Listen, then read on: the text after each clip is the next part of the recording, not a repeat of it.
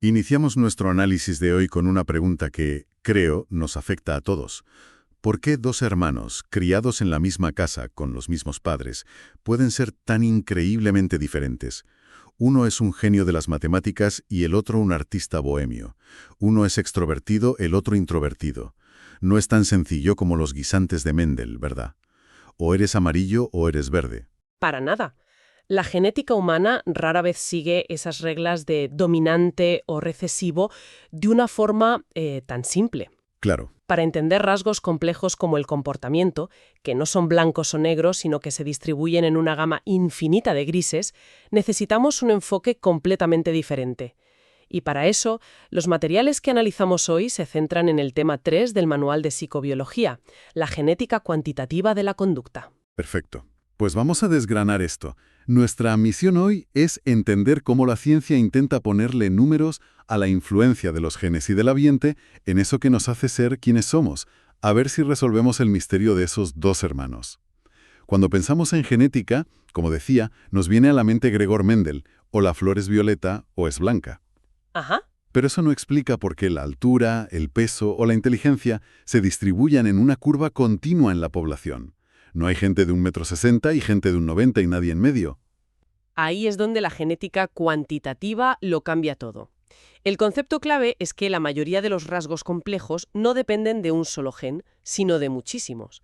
Y sus efectos individuales son pequeños, pero se suman. Son los llamados alelos aditivos. Cada alelo aporta una pequeña dosis al rasgo final. Ah, ya lo pillo. Es como si en lugar de un interruptor de luz de encendido-apagado, que sería el modelo de Mendel, Exacto. tuviéramos un montón de pequeños reguladores de intensidad. Cada uno añade un poquito de luz hasta conseguir el brillo final.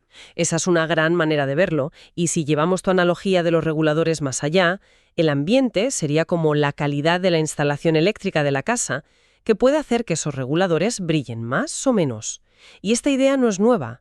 Ya en 1908, el genetista sueco Herman Nilsson L-Hell lo demostró con un experimento elegantísimo usando trigo. Entiendo, así que con el trigo pudo ver en acción todos esos pequeños reguladores de intensidad. ¿Cómo lo hizo? Antes, la F1 no fue ni roja ni blanca, sino que tuvo un color rosa intermedio. Eso ya era una pista de que no había una dominancia clara. Vale, hasta ahí parece una simple mezcla de pintura. Pero, un momento, si el color rojo no era dominante, ¿por qué no desapareció? ¿No debería diluirse hasta desaparecer si lo sigues mezclando? Esa es la pregunta clave. Y la respuesta es que los genes no se diluyen, se conservan. Y eso es lo que demostró al cruzar esa generación rosa entre sí. La siguiente generación, la F2, no dio la proporción mendeliana de 3:1. ¿Y qué salió? Lo que obtuvo fue una gama de colores que casi parecía un arco iris de trigo.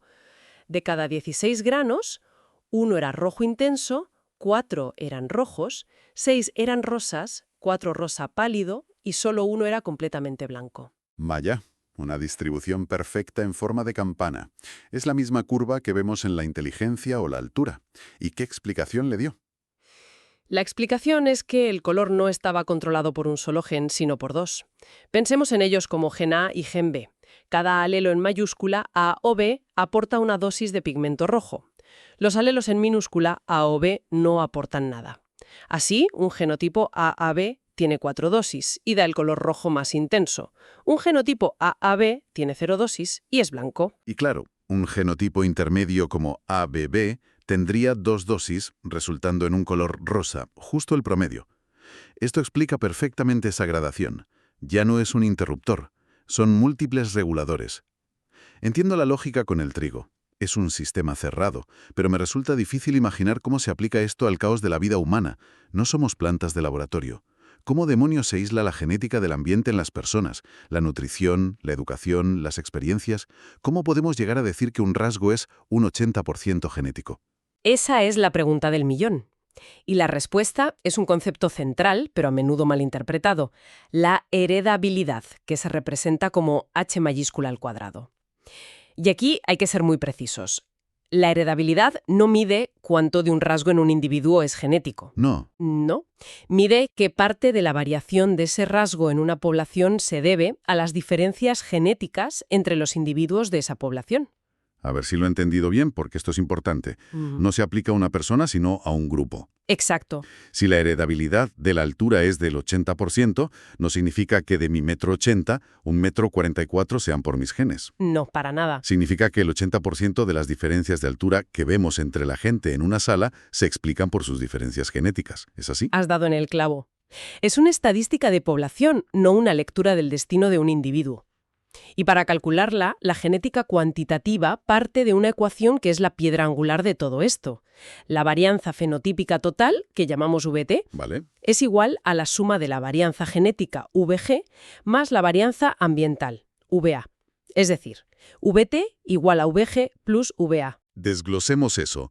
La varianza fenotípica, VT, son las diferencias que podemos ver y medir, como las distintas alturas en una clase. Ajá. La varianza genética, VG, es la parte de esas diferencias debida a los genes, y la varianza ambiental, VA, la parte debida al entorno. Suena bien, pero ¿cómo mides cada una por separado? Con ingenio.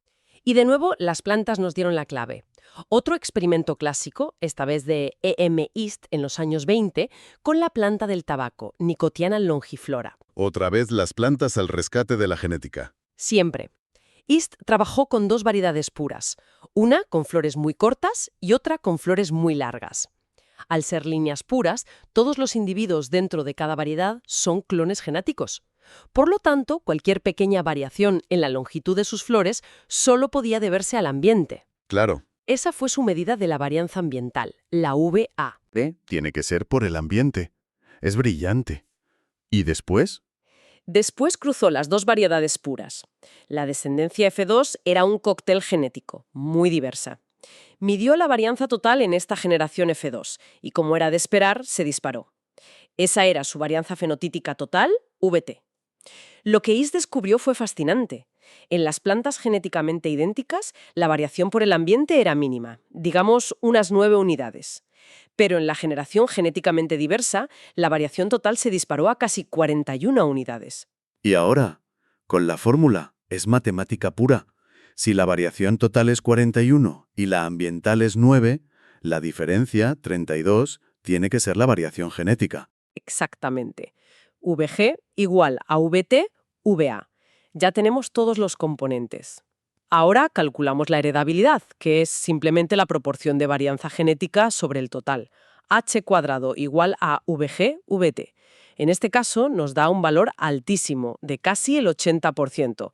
El 80% de las diferencias en la longitud de esas flores se debían a sus genes. Si un rasgo es tan heredable, significa que puedes empujarlo en una dirección, como hacen los ganaderos con las vacas que dan más leche o los agricultores con las plantas más resistentes. Justo a eso iba.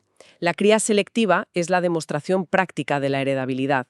Si seleccionas a los individuos que muestran un rasgo en un extremo, los más altos, por ejemplo, y los cruzas, Ajá. y su descendencia tiene una media más alta que la población original, acabas de demostrar que hay una base genética aditiva que responde a la selección. Y supongo que para esto también hay una fórmula. Las fuentes hablan del trabajo de Johansen con alubias.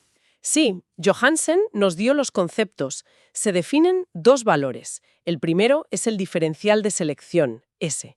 Imagina que tienes un campo de alubias y el peso medio es de 100 gramos, pero tú solo coges para plantar las que pesan 120 gramos. Ese diferencial de 20 gramos es S. Mide la intensidad con la que seleccionas. Vale. Ese es cuánto te desvías de la media al elegir a los padres. ¿Y el segundo valor? Es la respuesta a la selección, R. Es la diferencia entre la media de la descendencia y la media de la población original. Si las nuevas alubias pesan de media 115 gramos, la respuesta R es de 15 gramos. Mide cuánto ha cambiado la siguiente generación. Entiendo. Si R es grande, la selección ha funcionado de maravilla.